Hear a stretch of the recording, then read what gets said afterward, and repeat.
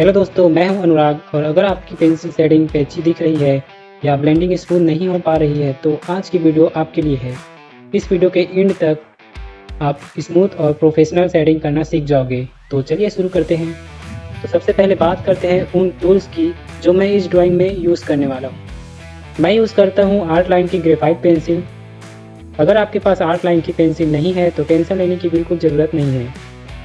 आप किसी भी कंपनी की अलग अलग लीड ग्रेड वाली पेंसिल जैसे HB, 2B, 4B, 6B या 8B यूज़ कर सकते हो। और ब्लेंडिंग के लिए मैं यूज़ करता हूँ एक सिंपल मेकअप ब्रश जो मार्केट में आपको मिल जाएगा।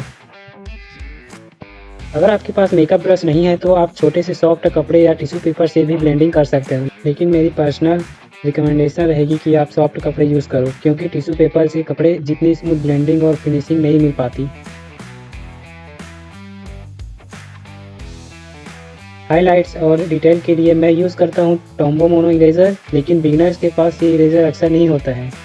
अच्छी बात यह है कि इसे घर पर भी बना सकते हो।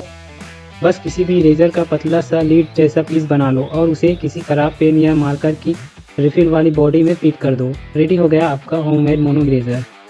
और सच बताऊँ, मैंने आज तक ओरिजिनल टॉम्बो मोनो इरेज़र ख़रीदा ही नहीं, क्योंकि घर पर बना हुआ इरेज़र मेरे लिए परफेक्टली काम करता है। इसके अलावा एक नॉर्मल इरेज़र और पेंसिल कटर तो स्केचिंग के लिए ज़रूरी होता है। तो ये है सारे टूल्स जो हम इस वीडियो में यूज़ करने वाले हैं। और बिलीव करो, बिना किसी एक्सपेंसिव टूल्स के भी मैं तुम्हें परफेक्टली स्मूथ शेडिंग और ब्लेंडिंग करना सिखा दूंगा। बस वीडियो को एंड तक देखते रहना। तो चलिए अब अपनी शेडिंग शुरू करते हैं। सबसे शुरू में HB पेंसिल का यूज़ किया करो। मैं सबसे पहले लाइट लेयर बना रहा हूँ। ध्यान रहे कि स्ट्रोक जितना हो सके एक ही डायरेक्शन में रखो और प्रेशर हर जगह ऑलमोस्ट सेम रखो। अगर प्रेशर बार बार चेंज करोगे तो शेडिंग पैची दिखने लगेगी। एक और कॉमन मिस्टेक जो बिगिनर्स करते हैं वो ये है कि एक ही जगह पर बार बार डार्क कर देना। इसकी जगह पेशेंस रखो और हल्की हल्की लेयर ऐड करो। जब लेयर बनना स्टार्ट होती है तब शेडिंग नेचुरली स्मूथ और प्रोफेशनल लुक देने लगती है।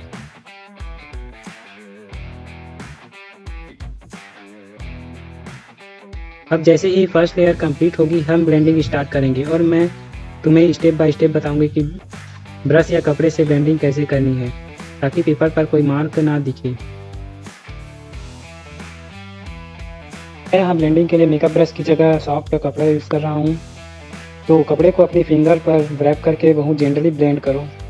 और अगर टिश्यू पेपर यूज़ कर रहे हो तो प्रेशर और भी कम रखो, क्योंकि टिश्यू पेपर कभी कभी ग्रेफाइट को अनइवन भी कर देता है। ध्यान रहे, ब्लेंडिंग का मतलब सिर्फ ग्रेफाइट को फैलाना नहीं होता, हमें शेडिंग को स्मूथ बनाना है। इसलिए जितनी ज़रूरत हो उतनी ही ब्लेंडिंग करें। बहुत ज़्यादा ब्लेंडिंग करोगे तो ड्राइंग मडी और डल लगने लगेगी।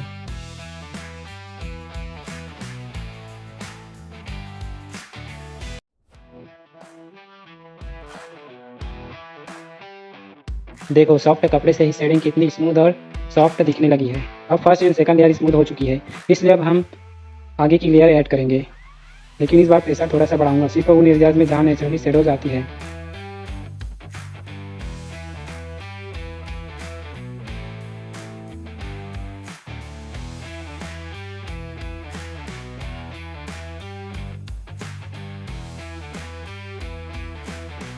याद रखो, रियलिस्टिक ड्राइंग का सीक्रेट एक ही है, डार्क को एक ही बार में डार्क मत करो। हर बार एक पतली लेयर ऐड करो, फिर ब्लेंडिंग करो, फिर ज़रूरत हो तो एक और लेयर ऐड करो। इसी प्रोसेस को रिपीट करते हुए आपको डीप ब्लैक्स और स्मूथ ग्रेडियंट्स मिलेंगे।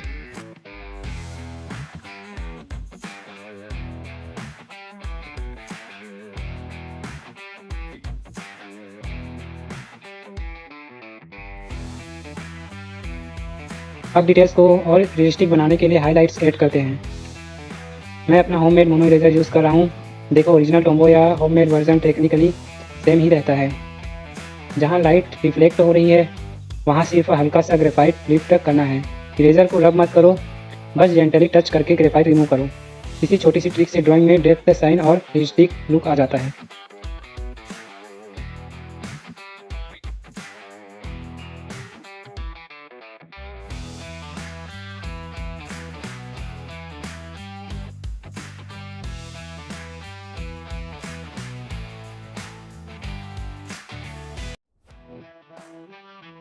और लास्ट में बिगनर्स के लिए एक छोटी सी एडवाइस जो मेरी ड्राइंग को इम्प्रूव करने में सबसे ज़्यादा काम आई।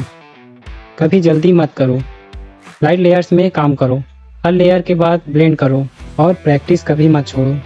बिलीव करो, एक्सपेंसिव टूल से ज़्यादा इम्पोर्टेंट तुम्हारी टेक्निक और पेशेंस है। अगर तुम ये प्रोसेस फॉलो करोगे तो कुछ ही दिनों में तुम्हारी शेडिंग पहले से बहुत ज़्यादा स्मूथ और रियलिस्टिक दिखने लगेगी।